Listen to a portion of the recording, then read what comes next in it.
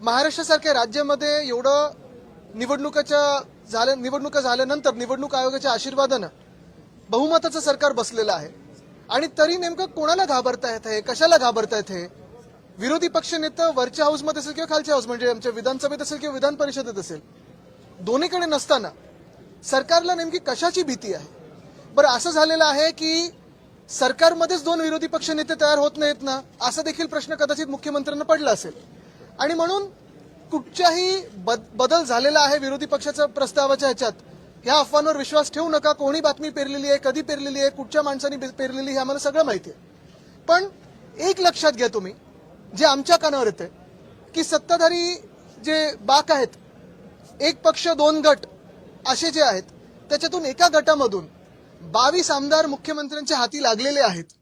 जर तुम्ही गेल्या एका वर्षाचा अभ्यास केलात तर त्यांची कामं असतील, त्यांना फंड असेल, चांगलं मिळालेलं आहे. आणि उठ सांगितलं तर उठ, बस सांगितलं तर बस, उडी मार सांगितलं तर उडी मार, असं ते आता मुख्यमंत्र्यांच्या इशाऱ्यावर नाचायला लागलेले आहेत.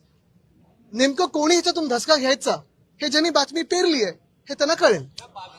मला वाटतं काल फडणवीस साहेबांनी जी टीका उद्धव साहेबांवर केलेली आहे, ह्याच्यात 2-3 गोष्टी महत्वाच्या पाहण्यासारख्या आहेत. पहिली गोष्ट म्हणजे कशासाठी ही टीका केली? जे इंडिगोचं पूर्ण घोळ झालेला आहे, तिकडच्या सगळ्या पॅसेंजर्सची थत्त उडवण्यासाठी केली का? त्याच्यावरनं लक्ष विचलित करण्यासाठी केली का? केंद्र सरकार किंवा भाजपचं केंद्र सरकार याला प्रश्न विचारू नये म्हणून केली का? हा सगळा एक वेगळी गोष्ट झालीच.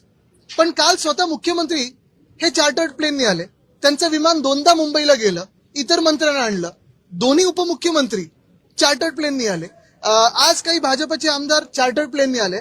पण ह्याहूनही पुढे जाऊन मी तुम्हाला सांगतो, विधानसभेच्या प्रचाराचं तर वेगळंच. आत्ता सगळ्याच्या नगरपंचायत आणि बाकीच्या निवडणुका चालू आहेत, तेव्हा एक मुख्यमंत्री आणि 2 इल्लीगल उपमुख्यमंत्री, म्हणजे पद ती खरं ग्राह्य पकडू शकत नाही, हे कुठच्या हेलिकॉप्टरने फिरतायत? की इंडिगोनी फिरतायत, स्पाइस जेटनी फिरतायत, एसटी पकडून फिरतायत, गाडीनी तरी फिरतायत का? एक उपमुख्यमंत्री तरी असे आहेत जे गद्दार आहेत, त्यांच्या गावी जायला रस्ते नाही आहेत, 2-2 हेलिकॉप्टर जातात. तसंच जर पाहायला गेलं तर आत्ताच्या निवडणुकांमध्ये हे हेलिकॉप्टर घेऊन मंत्री, उपमुख्यमंत्री, मंत्री, मुख्यमंत्री फिरत आहेत.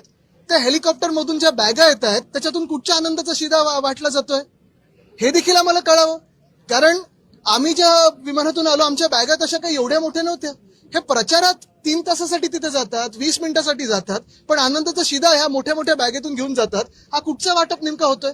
आणि म्हणून मी तुमचं सगळ्यांचं लक्ष पुन्हा एकदा या गोष्टीवर आणतो की आपल्या देशामध्ये 2014च्या आधी किती वेगळे एअरलाईन होते बघा, आणि नंतर 14 नंतर हे एअरलाईन मारत मारत मोनोपोली झाली आणि केंद्र सरकारचं देखील ही एअरलाईन ऐकत नाही, अशी दादागिरी करून केंद्र सरकारलाच हे उत्तर देणं गरजेचं. आणि नुसतं एका मंत्र्याला नाही तर केंद्र सरकार नेमकं काय करतंय ह्याच्यावर प्रश्न आहे. रुपये बघा पडलेला आहे, 90च्या पुढे गेलेला आहे. एशियामधली सगळ्यात खराब परफॉर्मिंग करन्सी ही आपली आहे, रुपयाची. तसं पाहायला गेलं तर शेतकरी आत्महत्या वाढलेल्या आहेत. परवा देखील आमचे जे खासदार आहेत ओमराजेजी, त्यांना उत्तर आलेलं आहे की महाराष्ट्र शासनाकडून प्रस्ताव आला नव्हता, आता आल्यानंतर म्हणजे हे सगळं उत्तर आल्यानंतर आता प्रस्ताव पाठवलाय कर्जमुक्ती किंवा जी काही मदत असेल ती. म्हणजे एका बाजूला साफ लोकांबरोबर खोटं बोलायचं आणि दुसऱ्या बाजूला थट्टा करून लोकांचं लक्ष विचलित करायचं, ही त्यांची प्रवृत्ती. गैरसमज म्हणजे तपोवन नाशिकमध्ये, मग आता मी ऐकलं ठाण्यामध्ये 700 झाडं ते मेंटल हॉस्पिटल आहे तिथे, परत मुंबईमध्ये संजय गांधी नॅशनल पार्क, हे देखील त्यांनी आता जिथे मंत्र्यांचे बंगले आहेत, तुम्हाला माहिती आहे येऊरमध्ये कोणाचे बंगले आहेत, ते छाटायला जाणार, त्याचा वेगळा एक मॅप बनवतात, प्लॅन बनवतात.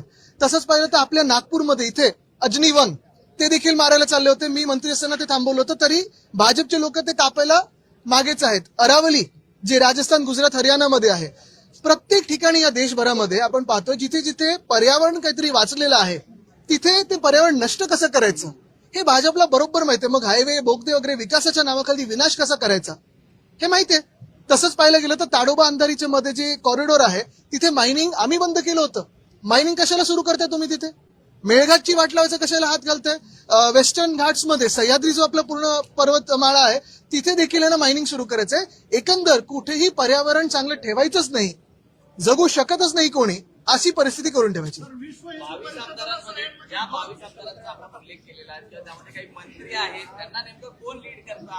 बघा त्या 22 आमदारांमध्ये मी असं कोणतरी व्हाईस कॅप्टन म्हणून स्वतःला म्हणतात सुद्धा, यांचे काय उद्योग धंदे चालतात हे मला माहित नाही.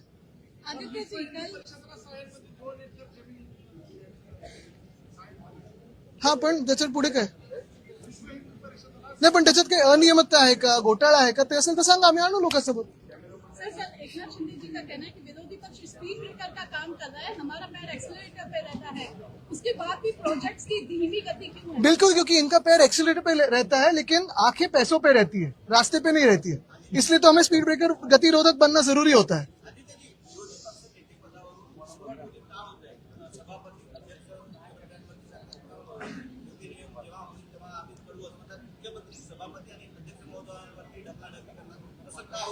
आता तुम्ही टोलवा टोलीचा विषय घेतलाय, पण यांचं जे काही झोलवा झोलवी चालते ते थांबवण्यासाठी त्यांना आम्ही थांबू अशी भीती वाटते.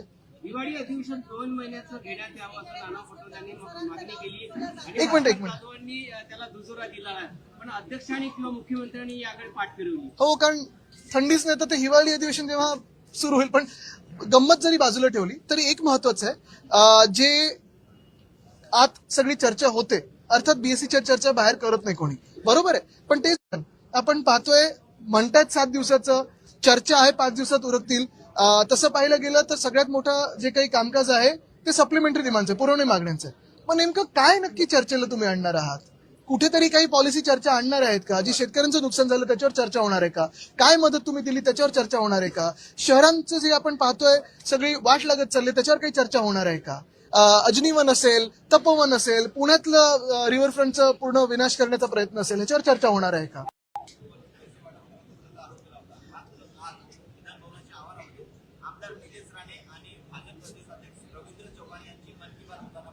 बघा, मी त्यांच्या अंतर्गत विषयावर बोलणार नाही, पण शिवसेना ही एकच आहे आणि शिवसेना उद्धव बाळासाहेब ठाकरे पक्ष हा एकच आहे. बाकीचा मिंदेगताबद्दल त्यांना शिवसेना बोलणं योग्य नाही, त्यांनी सगळं चोरलेलं आहे.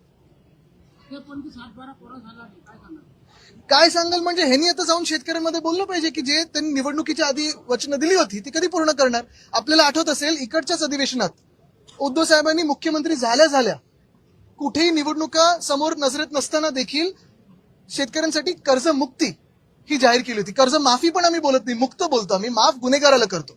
पण हेच सरकार, भाजपचं सरकार आणि सोबत दोन जे गट आलेत ते आता थट्टा उडवतात शेतकऱ्यांची आणि सगळ्यांची. धन्यवाद. बरोबर. ओके.